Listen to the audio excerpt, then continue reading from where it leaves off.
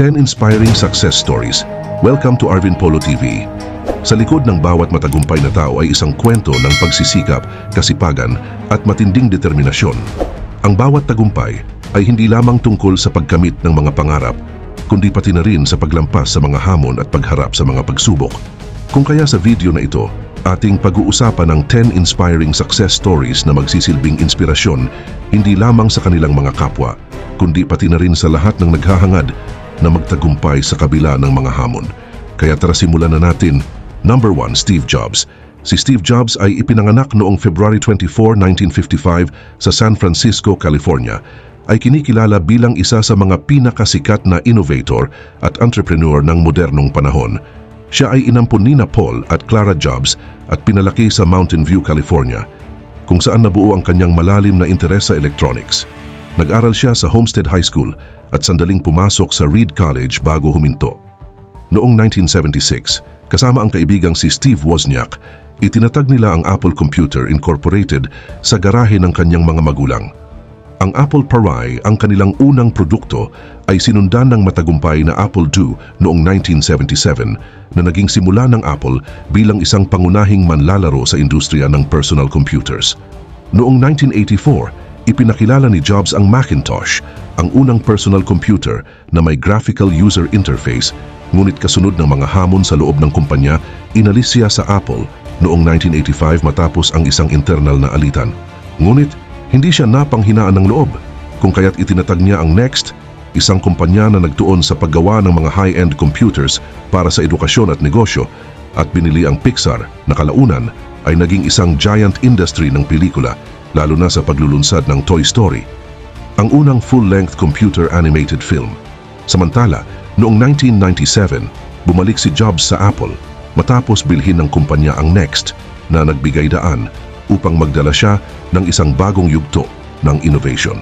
Sa ilalim ng kanyang pamumuno, inilunsad ng Apple ang mga produktong nagrevolusyon sa teknolohiya, ang iMac noong 1998, ang iPod noong 2001, ang iPhone noong 2007, at iPad noong 2010. Ang mga produktong ito ay nagbago hindi lamang sa mga industriya ng computing, music at telecommunication, kundi pati na rin sa pang-araw-araw na pamumuhay ng mga tao.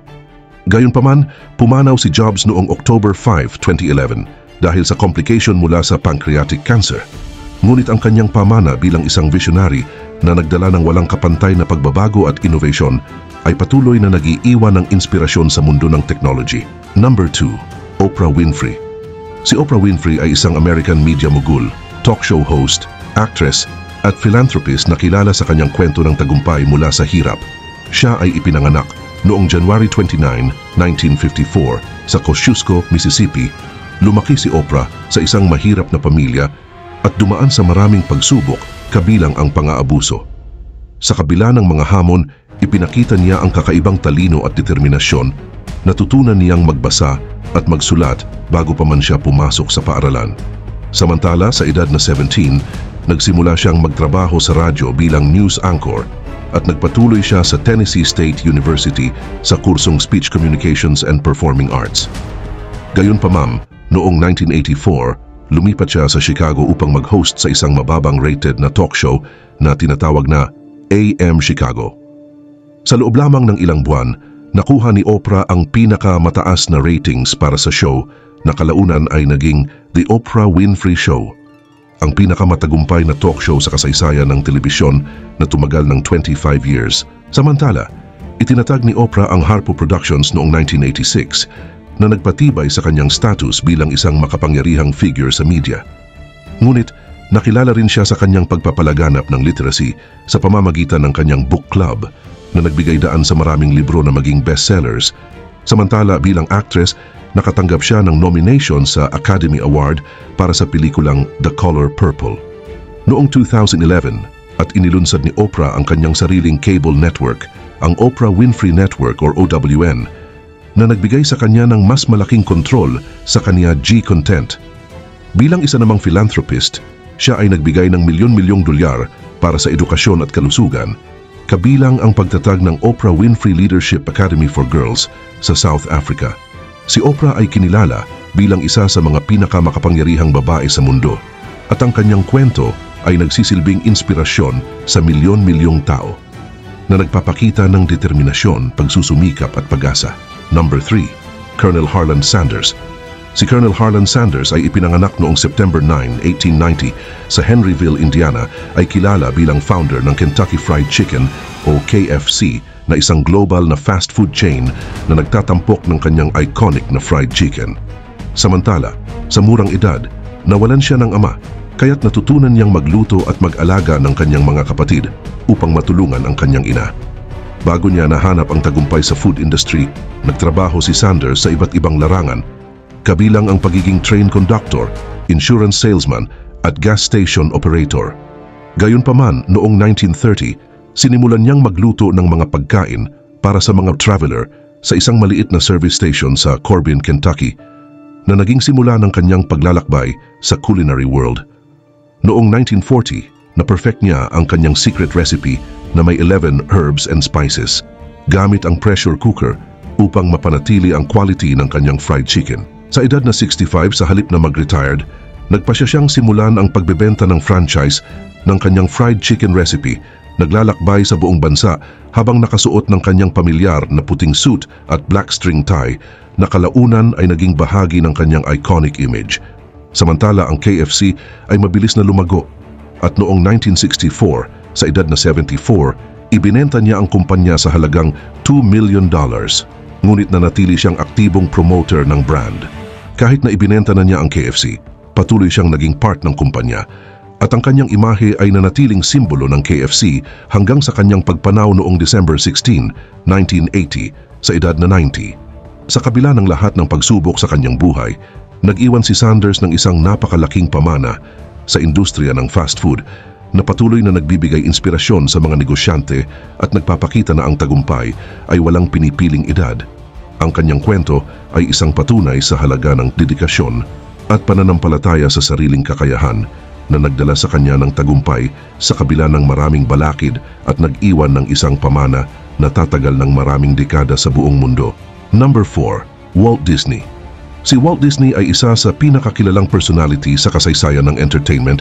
Siya ay kilala bilang isang visionary animator, director, producer at founder ng The Walt Disney Company.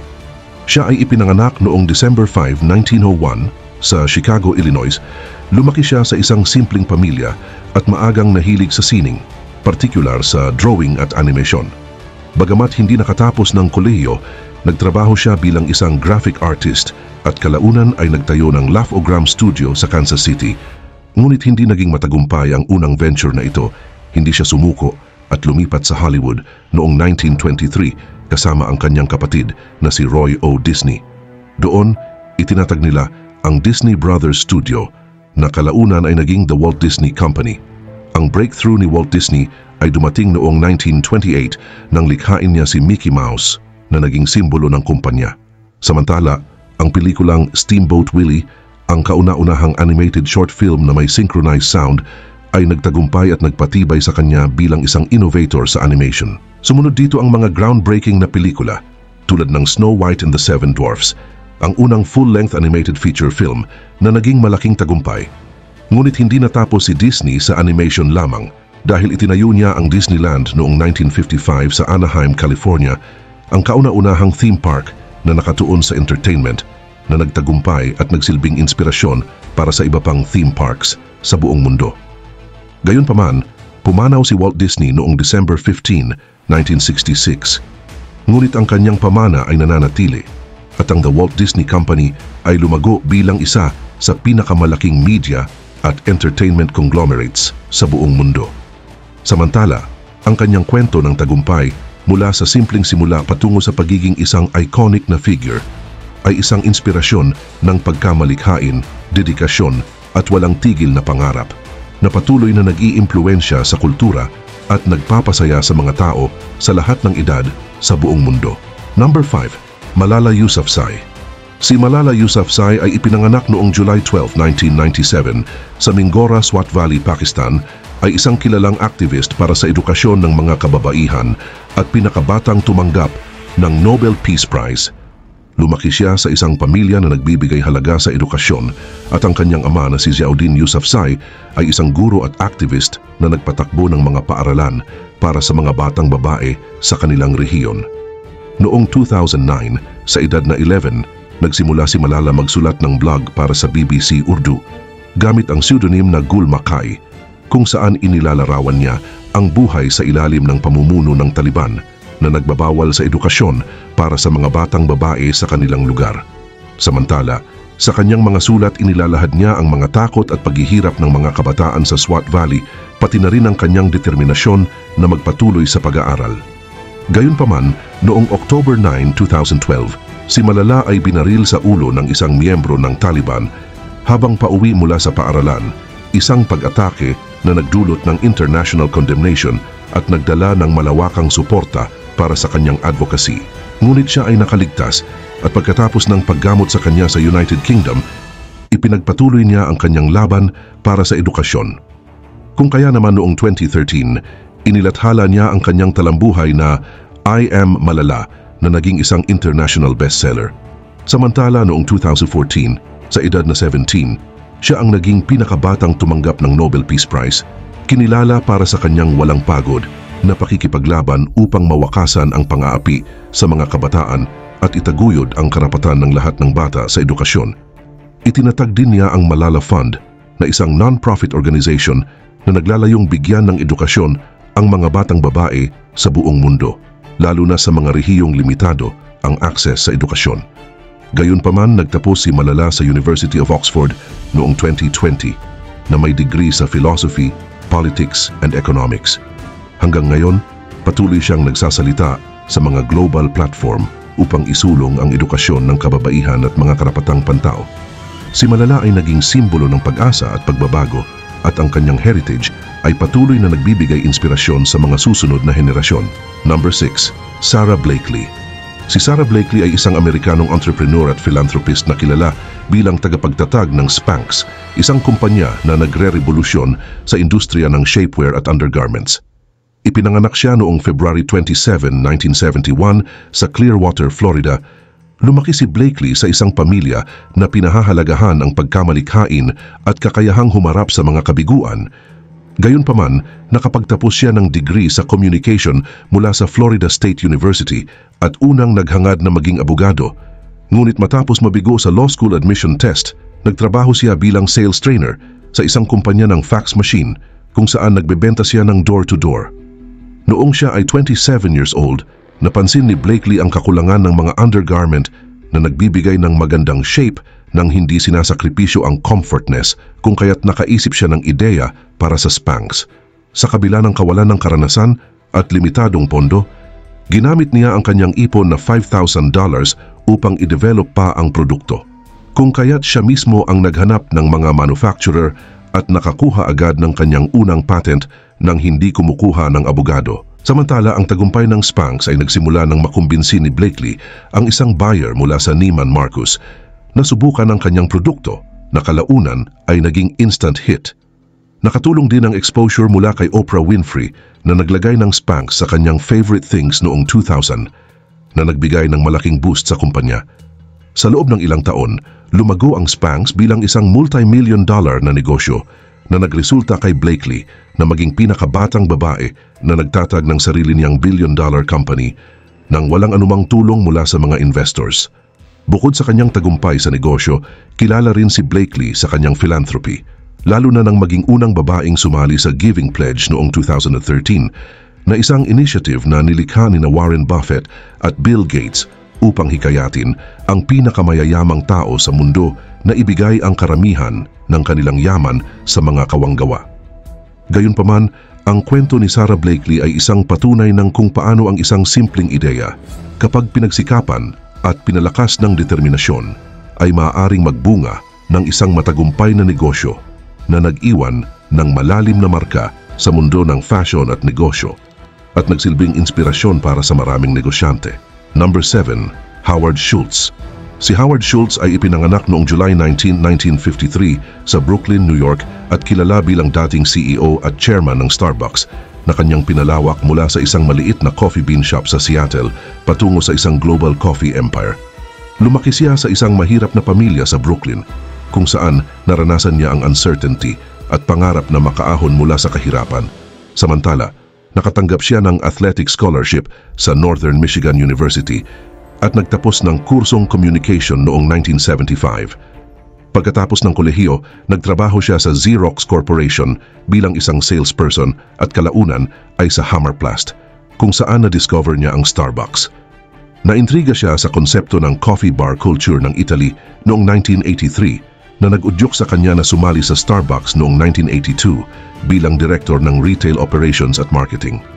Nang hindi makuha ang suporta ng mga founders ng Starbucks para sa kanyang ideya, itinatag ni Schultz ang kanyang sariling coffee bar na tinawag niya Il Giornale na naging matagumpay.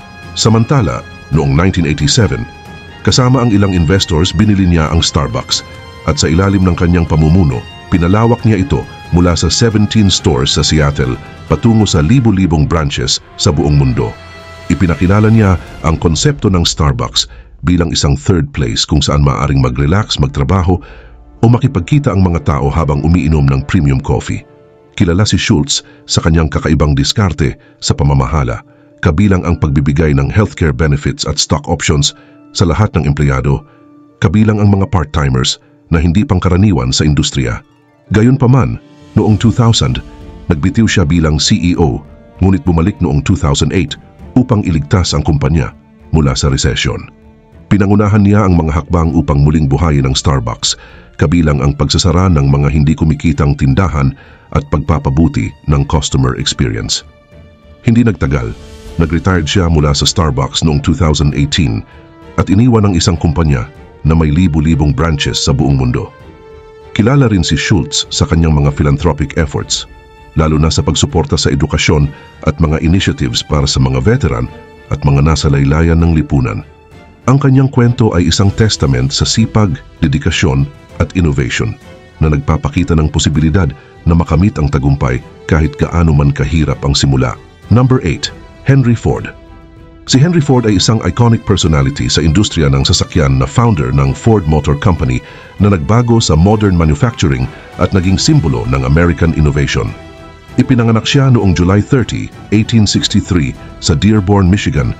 Mula sa kanyang murang edad ay nahilig na si Ford sa mga makina at sa edad na 16, nag-apprentice siya bilang machinist sa Detroit na naging foundation ng kanyang karera sa engineering.